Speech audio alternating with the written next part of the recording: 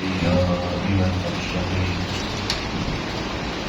أما بعد فأعوذ بالله من الشيطان الرجيم بسم الله الرحمن الرحيم وتقلبك في الساجدين صدق الله العظيم بڑی الصلاة والسلام علیکم یا رسول اللہ وعلی آلک واصحابک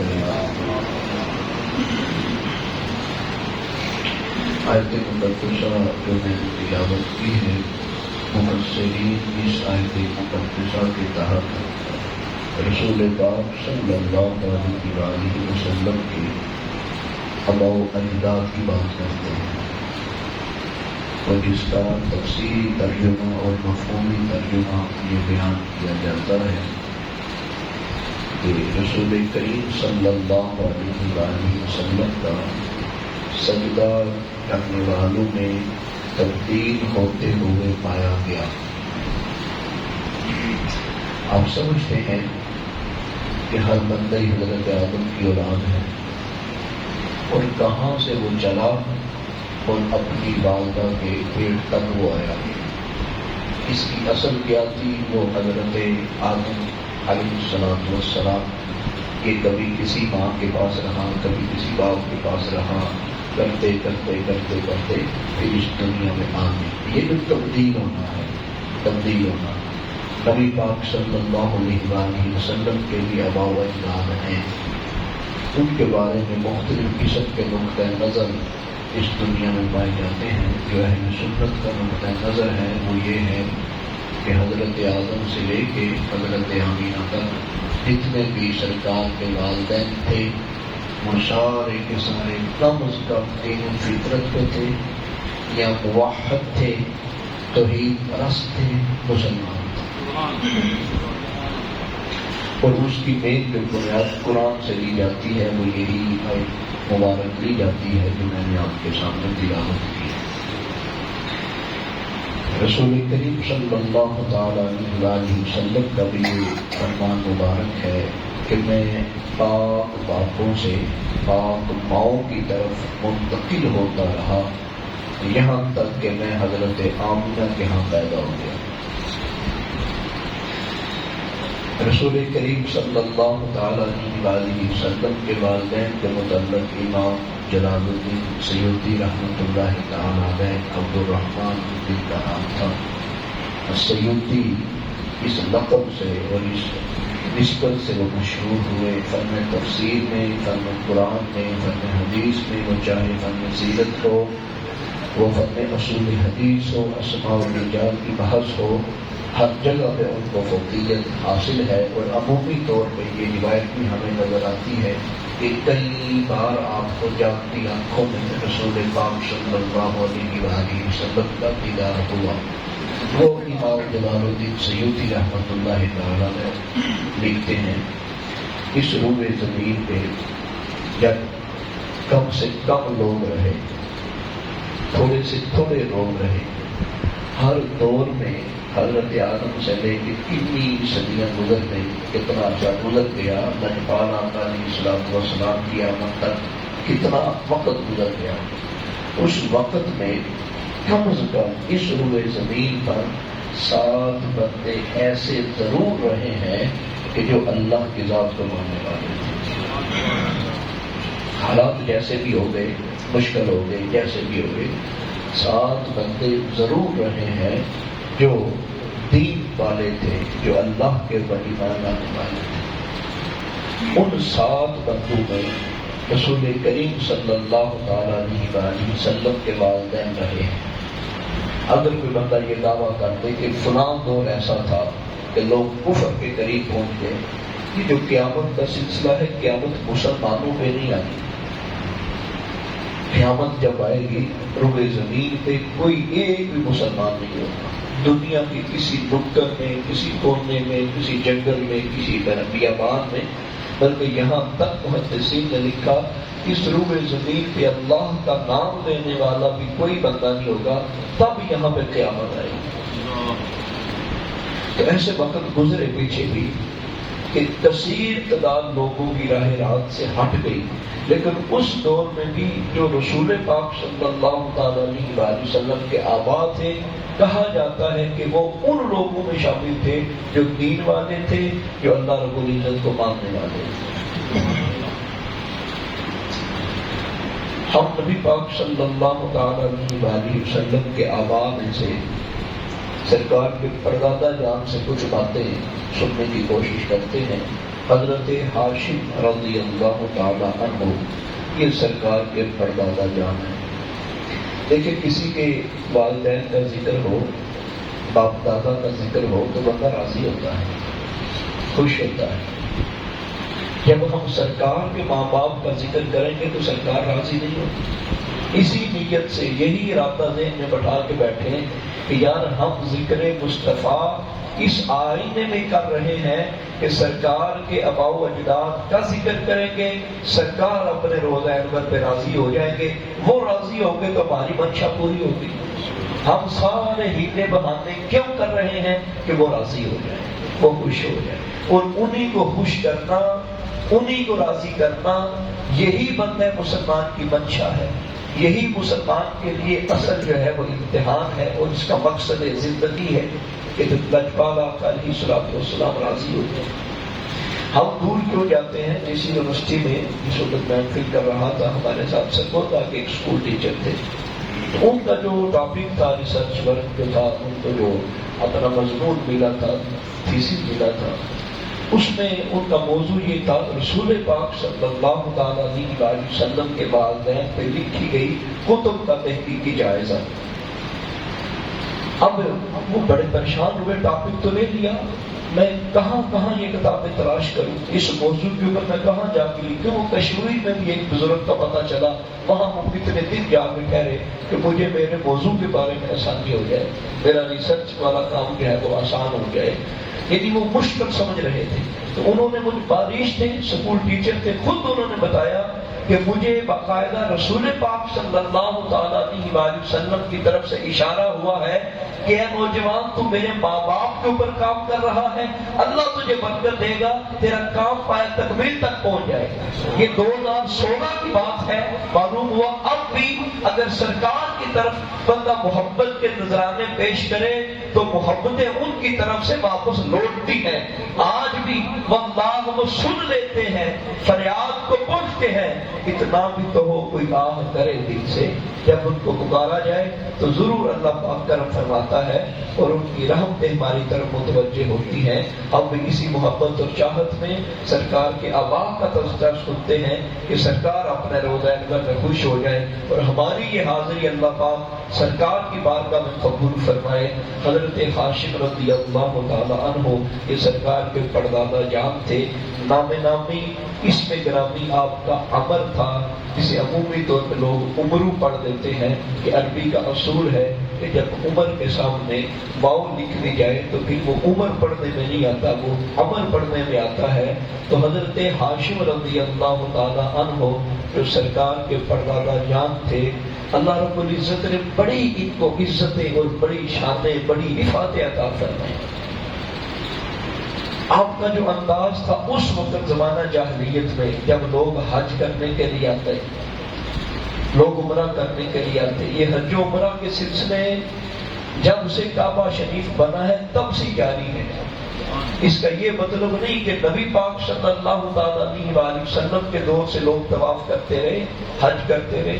حج کے ہر دور میں انداز جدا جدا تھے، وکھرے وکھرے تھے، اس دور میں بھی لوگ حج و عمرہ کرتے تھے۔ تو جو حج کرنے والے آتے تو حضرت ہاشم کہتے کہ یہ لوگ اللہ کے مہمان ہیں، جتنے بھی ہو سکے ان کی خدمت کرو، ان میں سے کوئی بھوکا واپس نہ جائے، ان میں سے کوئی پیاسا نہ رہ جائے۔ ہمیں تو آسانی ہے، یہاں سے ڈول بڑا اور یہاں پانی رکھ دیا، لیکن دیکھیں اس دور میں، جس دور میں پانی لانا بڑا مشکل تھا، آپ کہیں گے آب زمزم تو قریب تھا، آب زمزم تب نہیں تھا، حضرت اسماعیل علیہ السلام کے وقت پہ آب زمزم نکلا، پھر یہ کچھ عرصہ آب زمزم ظاہر رہا، لوگوں کا جب وقت اللہ سے دور ہو گیا، توجہ اللہ سے دور ہو گئی، گناہوں کے قریب ہو گئی، کتنی صدیاں زمزم شریف کا کنواں ختم ہو گیا، کسی کو پتہ ہی کوئی نہیں، بس وہ سنتے تھے یہاں زمزم شریف کا کنواں ہے، یہ کسی نے نہیں کھودا۔ یہ بھی اللہ تبارک و تعالیٰ نے توفیق دی، سرکار کے دادا جان نے آ کے زمزم شریف کا کنواں کھودا، جب سرکار کی آمد بالکل قریب تھی۔ والد کی طرف دیکھو نا جی، لوگ کہتے ہیں خوشیاں کوئی نہیں، لوگ کہتے ہیں نبی پاک صلی اللہ علیہ وسلم کی آمد کا چاہ کوئی نہیں۔ صدیاں پہلے تو زمزم شریف کا کنواں بند رہا، اب مکے والوں نے کون سے نیک اعمال کرنے شروع کر دیے تھے، ان کی حالت تو وہی تھی جو پہلے والی تھی۔ سرکار کے دادا کے دور میں سرکار پیدا ہو گئے، اور سرکار کی پیدائش سے پہلے جناب عبد المطلب کے دور میں زمزم شریف کا کنواں آپ نے کھودا اور وہاں سے دوبارہ وہ جاری ہو گیا۔ تو میں یہ بتانا چاہتا تھا آسان نہیں تھا۔ اب بھی جن لوگوں نے پہاڑی علاقے دیکھے ہو، وہاں سے پانی لانا یہ آسان نہیں ہے، وہاں پانی عام نہیں ہوتا۔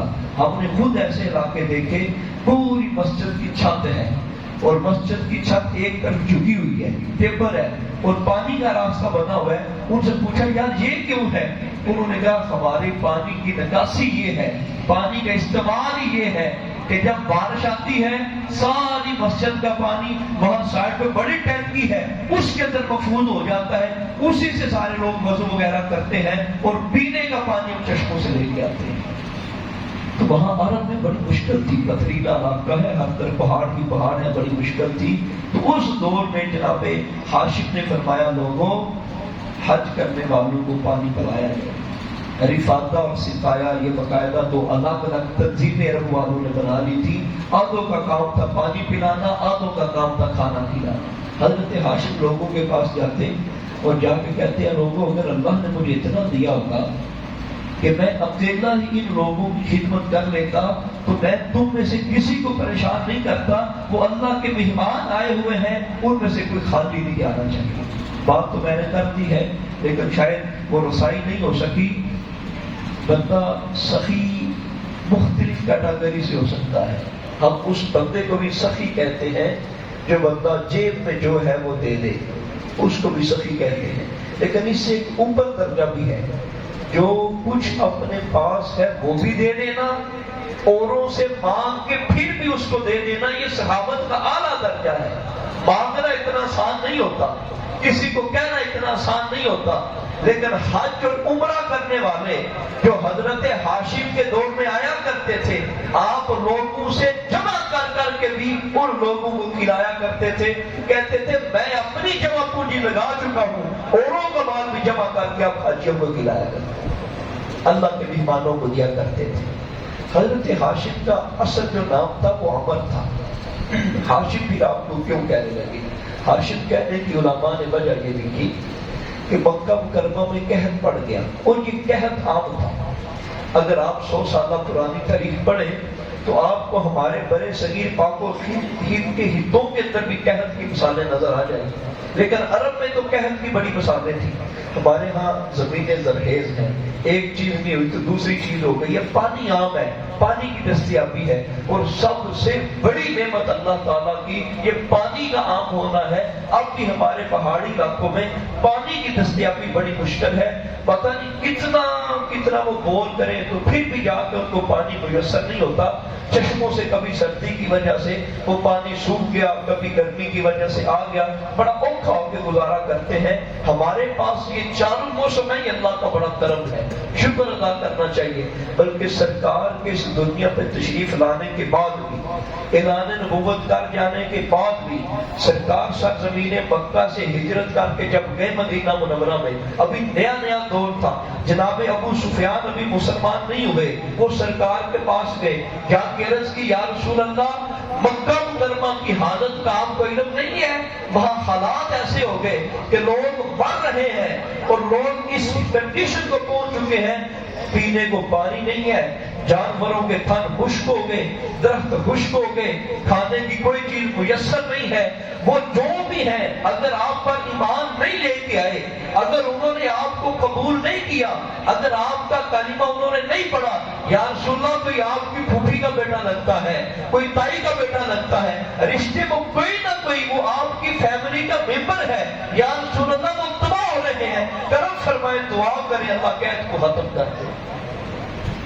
اگر تو کوئی عام بندہ ہوتا ہم جیسا ہوتا، مکے والوں نے جو کیا وہ آپ لوگوں کے سامنے ہے۔ مکے والوں نے 3 سال سرکار سے بائیکاٹ کر دیا اور سرکار کو شہر ابی طالب کے اندر رہنا پڑا، اس گھاٹی کے اندر ہی 3 سال گزارا کیا۔ سرکار نے جب اعلان نبوت کیا، سگے چچے کے 2 بیٹوں نے سرکار کی 2 بیٹیوں کو طلاق کے دے دی، ابھی رشتی نہیں ہوئی تھی، نکاح ہو چکا تھا۔ اعلان نبوت کے بعد ان لوگوں نے سرکار کو شہید کرنے کی ہر ممکنہ کوشش کی، کھانوں کے اندر زہر ملا کے دیا جاتا رہا۔ سرکار ایک دیوار کے نیچے بیٹھے تھے، اوپر سے پتھر گرا دیا گیا، ہر ممکنہ کوشش کی۔ ہجرت کی رات کیا ہوا وہ بھی علماء نے آپ نے علماء سے سنا، اس کے باوجود بھی نبی پاک صلی اللہ علیہ وسلم نے دعاؤں کے لیے ہاتھ کھڑے کر۔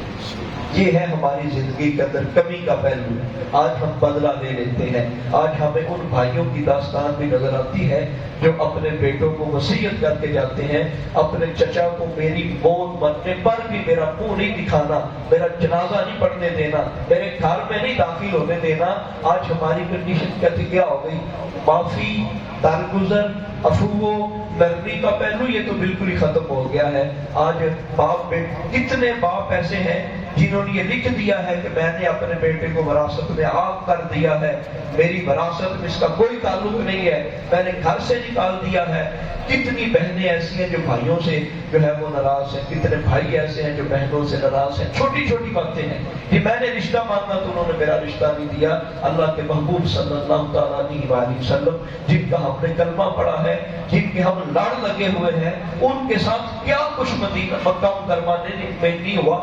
13 سال وہ حد درجے کا ظلم کرتے رہے، 13 سال بعد سرکار مدینہ چلے گئے، اللہ کا عذاب نازل ہوا، ان پر قحط نازل ہو گیا، یہ مرنے کے قریب ہو گئے۔ قرآن پاک میں اس کا ذکر موجود ہے، یہ مرنے کے قریب ہو گئے۔ ان کا ایک نمائندہ جا کے سرکار کو کہتا ہے مہربانی فرمائے، سونیا دعا کرے۔ سرکار خالی معاف نہیں کرتے بلکہ اللہ کی بات میں دعا کرتے ہیں، یا اللہ ان کا قید ختم ہو جائے، ان کا قید ختم ہو جائے۔ تو یہ بات اس لیے سنائی، عرب کے اندر قحط کی مثالیں ہمیں ملتی رہتی ہیں۔ جناب عبد المطلب کے دور میں، جناب ہاشم کے دور میں قحط پڑ گیا، لوگ مرنے کو تیار ہو گئے، کھانے پینے کے لیے کوئی چیز نہیں تھی۔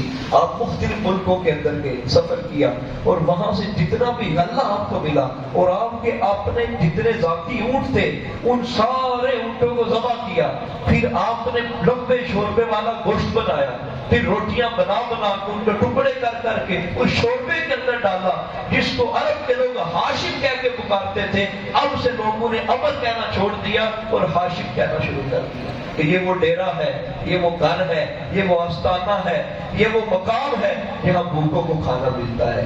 دنیا میں جس جگہ سے بھی کسی کو کھانے کی ضرورت پڑے وہ سرکار کے پرداتا کے ڈیرے پہ آ جائے، اس کو کھانا مل جایا کرتا تھا۔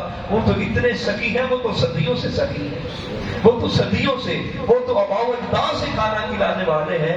حضرت ہاشم رضی اللہ تعالیٰ عنہ نے مکہ مکرمہ کے اندر معیشت کو بہتر کیا، معاشی نظام کو بہتر کیا، جدید بینکنگ ہم سے کہتے ہیں، اس کو بہتر کیا۔ مکے والے صرف کھجور کھا کے گزارا کرتے تھے، ان کی زندگی کا سسٹم کھجوروں کے اوپر تھا، اور فصلیں وہاں پہ نہیں ہوتی تھی، کھجور بڑی تھی۔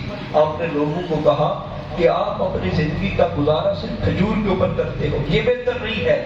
آپ نے پہلی بار مکہ مکرمہ میں 2 تجارتی سفر متعارف کروائے تھے۔ یہ ہے لوگوں کی محبت، لوگوں کے ساتھ چاہت اور لوگوں کا خیال رکھنا۔ آج ہم میں سے ہر بندہ کہتا ہے اپنی زندگی جینی چاہیے، اپنے آپ کی طرف دیکھنا چاہیے، اور پنجابی میں کہہ دیتے ہیں اپنی باڑو اپنی سیکھو۔ کسی بندے کی غرض نہیں ہے، کوئی مرتا ہے تو مر جائے، کوئی تباہ ہوتا ہے تو ہو جائے۔ آج لوگوں نے سگے بھائیوں کی طرف دیکھنا چھوڑ دیا، خاندان کی طرف دیکھ چھوڑ دیا۔ آپ سمجھتے ہیں اور جانتے بھی ہیں یہ کوئی بتانے کی باتیں نہیں ہیں، اسلام نے سب سے پہلے مسجد اور مدرسہ سے پہلے بھی کہا کہ اپنے خاندان کو دیکھو۔ ایک صاحب فضل بندے کو کہا اپنی برادری میں دیکھ، اگر تیری بہن کمزور ہے پہلے زکات اپنی بہن کو دو۔ زکات ماں باپ کو اور اپنی سگی اولاد کو نہیں دے سکتے، باقی سارے رشتہ داروں کو دی جا سکتی ہے۔ تیری برادری میں اگر بھائی کمزور ہے اس کو تو اپنی زکات دے، اور تجھے بتانے کی بھی ضرورت نہیں ہے ان کو کہ یہ زکات ہے۔ بہن کو کہتے کہ یہ تحفہ ہے، بھائی کو کہتے یہ تحفہ ہے۔ ہم نے تو ان بھائیوں کو بھی چھوڑ دیا، ہم نے تو اپنی زندگی جینا شروع کر دی۔ حضرت ہاشم نے کہا زمانے والوں اگر زندگی جینی ہے تو پھر تمہیں تجارت کرنا ہوگی۔ معلوم ہوا تجارت کرنا یہ انبیاء کے والدین کی سنت ہے، تجارت کے اندر برکت ہے۔ ایک حدیث پاک میں سرکار نے فرمایا اگر اللہ پاک نے کسی چیز میں 10 حصے برکت رکھی ہے تو صرف 9 حصے برکت تجارت کے اندر ہے، اور باقی ساری جو ایک حصہ برکت ہے جو کاروبار کی آمدنی ہے اسی سارے کاروبار میں ایک حصہ ہے۔ تو تجارت بڑی چیز ہے، بڑی برکت والی چیز ہے۔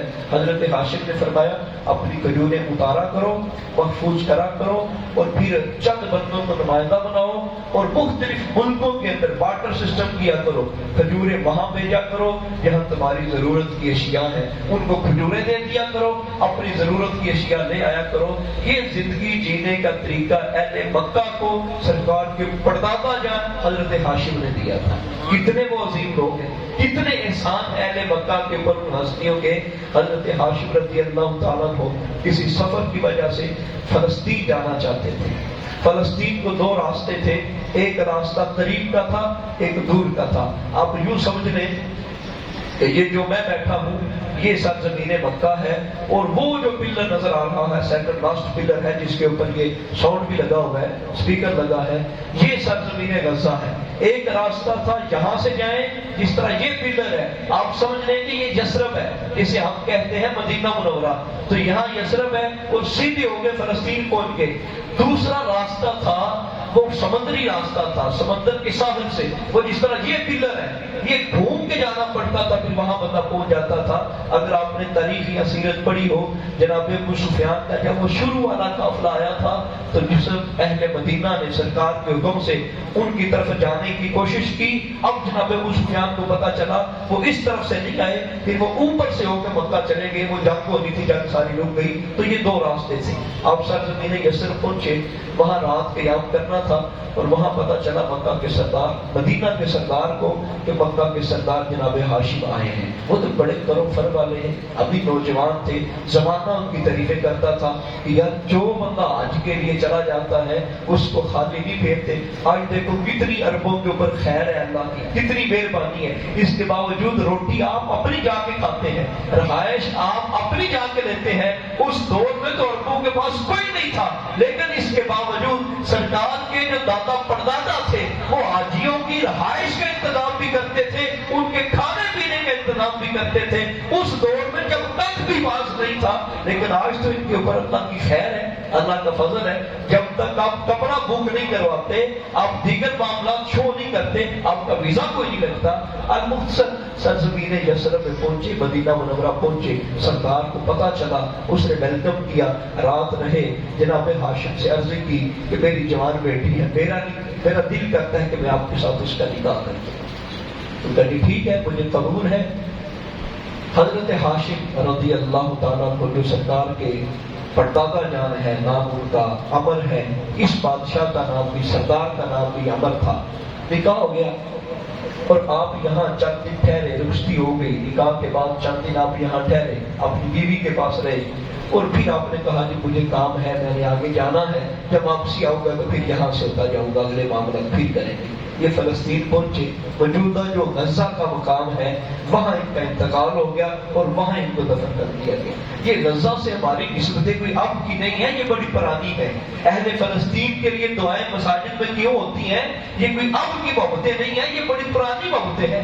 صرف مسجد اقصیٰ کی وجہ سے نہیں بلکہ سرکار کے پردادا جان بھی وہاں دفن ہے، اس عظیم سرزمین میں۔ حضرت ہاشم رضی اللہ تعالیٰ کا انتقال ہو گیا، 9 ماہ گزرے، اللہ نے کرم کیا تو پیچھے جو بیوی تھی اس کے خاندان نے ایک بیٹا عطا کیا، اس بیٹے کا نام انہوں نے شیبہ رکھا۔ اور پیچھے جو مکہ مکرمہ کی حکومت تھی وہ حکومت ان کے سگے بھائی جناب ہاشم کے بھائی جناب مطلب کو ملی۔ اب مکہ مکرمہ کے سارے معاملات انہوں نے دیکھنا شروع کر دیے۔ یہ جو پیدا ہوئے جناب شیبہ، حضرت ہاشم کے بیٹے ہیں جناب شیبہ، جن کو زمانہ عبد المطلب کہتا ہے، یہ سرکار کے دادا جان ہے۔ جناب عبد المطلب کا اصل نام شیبہ ہے، یہ نام کیوں پڑا؟ جب جناب شیبہ پیدا ہوئے، جناب عبد المطلب پیدا ہوئے، ان کی چوٹی بال سفید بال تھے، اسی نسبت سے عرب والوں نے والدین نے ان کا نام شیبہ رکھ دیا کہ جس کی چوٹی پہ سفید بال ہوتے ہیں۔ اب بھی آپ نے دیکھا ہوگا کوئی بندہ حج کے دن پیدا ہو جائے تو لوگ کہتے ہیں یہ حاجی ہے، رمضان میں پیدا ہو جائے بعض لوگ نام اس کا رمضان رکھ دیتے ہیں نسبت کی وجہ سے۔ تو سرکار کے دادا جان کے یہاں چوٹی پہ سفید بال تھے جب پیدا ہوئے، اس وجہ سے نام ان کا شیبہ رکھ دیا۔ جب وہ 7 سال کی عمر تک پہنچے ان کو زمانہ شیبہ ہی کہتا رہا۔ ننیال میں پڑے بڑے وہ سارے شیبہ ہی کہتے تھے۔ جناب مطلب جو جناب ہاشم کے بھائی تھے اور نبی پاک صلی اللہ تعالیٰ علیہ وآلہ وسلم کے دادا جان کے چچا تھے، انہوں نے کہا بیٹا تو ہمارا ہے، نشانی تو ہماری ہے، امانت تو ہماری ہے، بھتیجا تو میرا ہے، میں جاتا ہوں جا کے اپنے بھتیجے کو یہاں مکہ مکرمہ میں لے آتا ہوں۔ وہ گئے اور جا کے اپنا تعارف کروایا، بات کی، وہ سمجھ گئے اور وہ بھی چنگے لوگ تھے، اچھے لوگ تھے۔ انہوں نے کہا ہاں جناب یہ آپ کی امانت ہے، آپ لے جائیں، بچی ہماری ہے، اس کا باپ فوت ہو گیا، بچی یہاں ہی رہے گی، آپ اپنے بیٹے کو لے جائیں۔ تو جناب شیبہ کو جناب مطلب نے اپنے جانور میں بٹھایا اور مدینہ سے سفر شروع کر دیا مکہ مکرمہ کا۔ لوگ عمومی طور پہ کام کاج کر کے گھروں کے باہر بیٹھے ہوتے تھے۔ اب پاکستان بھی 50 سال قریب پیچھے چلے جائیں نا آپ لوگ بھی، تو آپ بھی دیکھیں کہ لوگ موبائل کھول کے نہیں بیٹھے ہوتے تھے، گھروں میں بجلی کا نظام نہیں ہوتا تھا، لوگ کام کاج کر کے گھر سے باہر آ کے بیٹھ جاتے تھے، کوئی درخت کے نیچے بیٹھ گیا، کوئی کسی سائے کے نیچے بیٹھ گیا۔ تو مکے والے باہر بیٹھے ہوئے تھے، جناب مطلب آ رہے، انہوں نے دور سے دیکھا کہ جناب مطلب کے پیچھے ایک بچہ بیٹھا ہوا ہے۔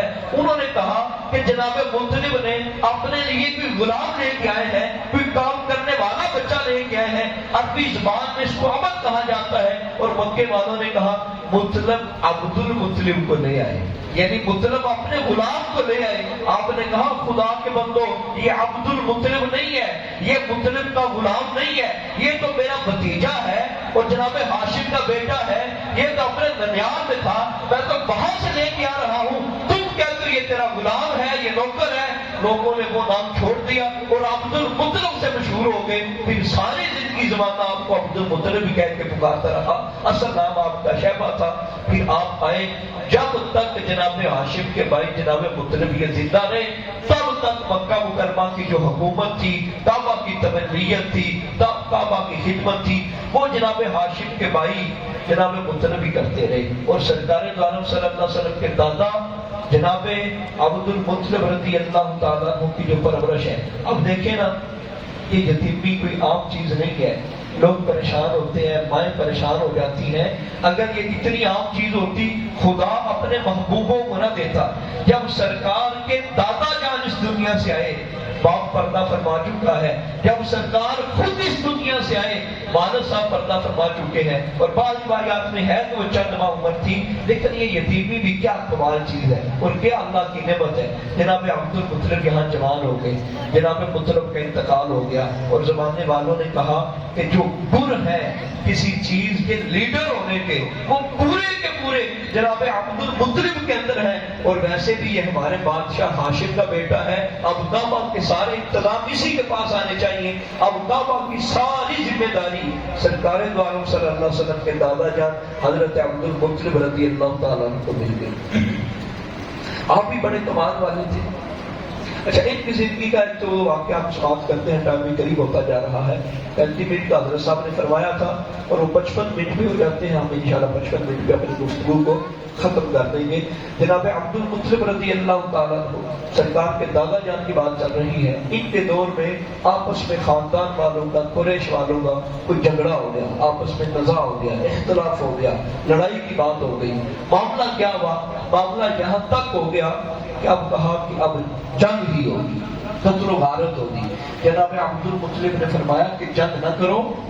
وہ دور علاقے میں ایک اہل علم بندہ ہے جس کے پاس پہلی آسمانی کتابوں کا علم ہے، ہم اس کے پاس جاتے ہیں اور وہاں جا کے اپنا فیصلہ کروا کے آتے ہیں. راستے میں جا رہے تھے، ایک ریگستان کو کراس کرنا تھا، ریت ہی ریت، ریت ہی ریت، لمبا سفر تھا اور لوگوں کے پاس کھانا پانی ختم ہو گیا. اب ان کو بہت یاد آنے لگی اور وہ حالت یہ تھی کہ اگر ان کو پانی میسر نہ ہوتا ان کی روح جسموں سے پرواز کر جاتی. اسی دوران علامہ ناصر الدین البانی، یہ عرب کے بہت بڑے شیخ ہوئے ہیں، بہت بڑے محقق عالم دین ہوئے ہیں، انہوں نے بھی اس روایت کی تصدیق کی ہے. انہوں نے کہا جناب عبد المطلب رضی اللہ تعالیٰ عنہ اپنی سواری پر سوار ہیں اور وہ جا رہے ہیں. راستے میں جب لوگوں کو یہ لگا اب ہم زندہ نہیں بچیں گے، اب ہماری موت ہی یقینی ہے، یہ ریگستان، یہ ریت کا سارے کا سارا فاصلہ ہم طے نہیں کر سکتے. اللہ کا کرم ہوا، جناب عبد المطلب کی اونٹنی کے پاؤں کے نیچے سے فوراً ایک چشمہ جاری ہو گیا جس کا نام و نشان بھی وہاں نہیں تھا.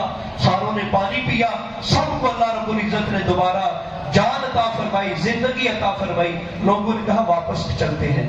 جناب عبد المطلب نے فرمایا فیصلہ نہیں کرنا، فیصلہ نہیں کروانا. فرمایا اب فیصلے کی کیا ضرورت ہے، ہم نے اپنی آنکھوں سے آپ کی کرامت دیکھ لی ہے، آپ کی وجہ سے لوگوں کو زندگیاں ملی ہے.